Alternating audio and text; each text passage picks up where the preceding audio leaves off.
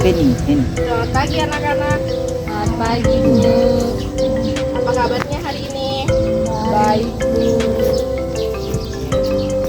Sebelum kita masuk pada pelajaran kita pada hari ini, Ibu mau satu orang untuk memimpin doa. Mau ditunjuk atau maju sendiri?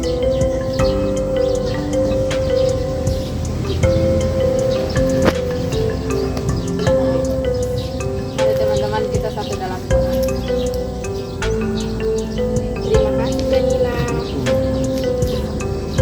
Baik, materi kita pada pagi hari ini yaitu mengenai berita. Di sini Ibu akan paparkan sedikit mengenai berita ya. Teks berita itu merupakan teks yang berisi segala peristiwa yang terjadi di dunia ini. Terus fungsi dari teks berita itu sendiri yaitu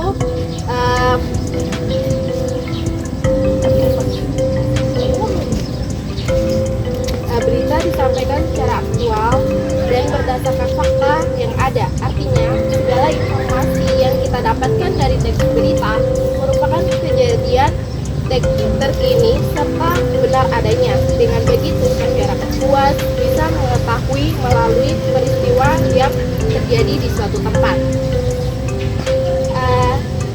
Di sini ada yang sudah tahu struktur dari teks berita?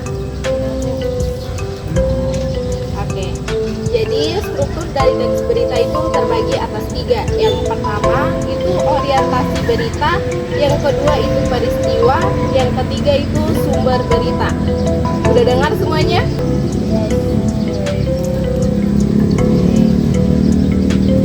Jadi orientasi berita itu adalah bagian pengenalan masalah dalam suatu berita. Sedangkan peristiwa itu menceritakan tentang kejadian yang terdapat pada peristiwa atau hal yang ingin dibahas secara rinci dan berurutan.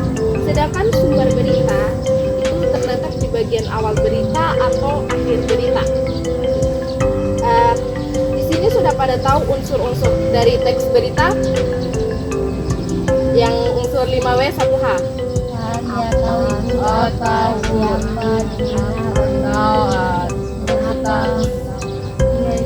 Jadi semua sudah tahu ya unsur-unsur berita itu apa saja.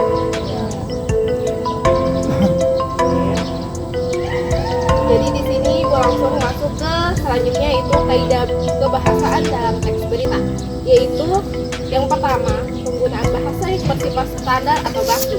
Yang kedua yaitu penggunaan kalimat langsung. Yang ketiga itu penggunaan kata kerja atau mental. Yang keempat penggunaan fungsi keterangan waktu dan tempat. Yang kelima yaitu penggunaan konjungsi temporal. Terus jenis-jenis teks berita yaitu yang pertama berita langsung atau straight news. Yang kedua berita opini atau opini news. Yang ketiga berita interpretatif yaitu interpretatif news. Yang keempat berita investigasi atau investigation news. Yang selanjutnya itu berita mendalam atau deep news. Oke, di sini sudah pada tahu dari tadi Ibu sudah menjelaskan terkait berita. Sekarang Ibu akan membacakan sedikit contoh berita ya. Di sini berjudul banjir di 6 kecamatan Kota Bekasi. Hujan deras mengguyur Kota Bekasi sejak Minggu 24/1/2021. Hal tersebut menyebabkan sejumlah wilayah di Kota Bekasi terendam banjir. Menurut Ibu Nanda Rahmawati, Camat Pondok Gede, banjir sudah merendam pemukiman warga di kecamatan. Nanda menuturkan kecamatan yang terendam yaitu Bekasi Barat, Bekasi Selatan, Jatiasi, Medan Satria, Pondok Gede, dan Rawalumbu. Ia pun menambah ketinggian air di 6 kecamatan tersebut berkisar antara 10 hingga 120 cm. Jadi sebelum kita masuk dan beranjak ke materi selanjutnya, ada yang mau bertanya terkait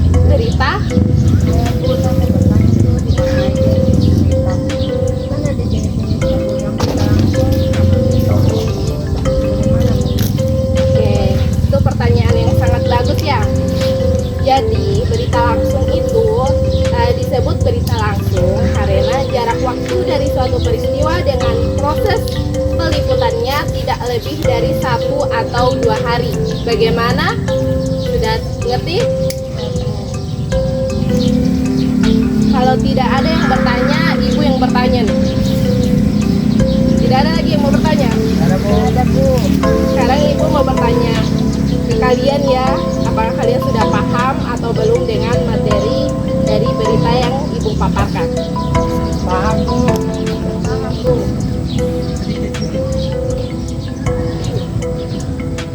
Tadi struktur teks berita kan terbagi menjadi 3. Yang kalian ingat apa? Orientasi, peristiwa, Wis. Nilai plus untuk anak usia. Jadi yang lainnya ini dengar atau bagaimana nih? tema personal. Apa juga Bu? Ini sebelah sudah mau mampus. Baik, jadi tadi ibu tidak sia-sia menjelaskan ya, ada yang mendengar. Terus terakhirnya karena sudah mengerti semua, ibu akan memberikan satu tugas, yaitu mencari berita yang sedang memanasnya di lingkungan kita. Ya, berita hot-hot yang lagi berkembang di lingkungan kita sekarang. Ya, itu juga bisa. Tapi di dalam berita itu harus mengandung unsur yang tadi. Unsur apa? Tambah 1H. Murid-murid ibu pintar semua ya.